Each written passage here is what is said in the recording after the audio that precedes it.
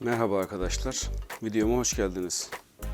Bugün dünyanın en küçük denizaltısını inceleyeceğiz. Unboxing testini yapacağız. Şimdi unboxing'ımıza geçelim.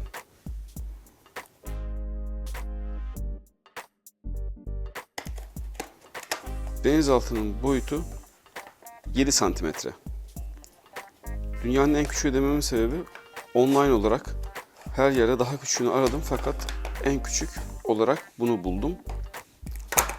Çok da sevimli bir şey. Altından hemen kumandası düştü.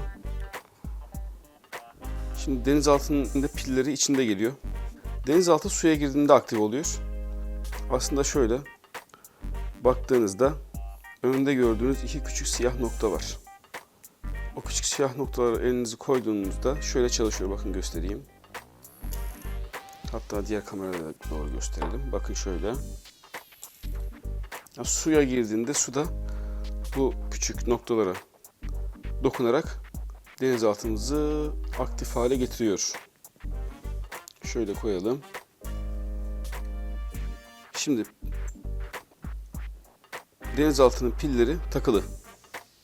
Bu şekilde suya koyduktan sonra denizaltı birkaç kere hareket ediyor.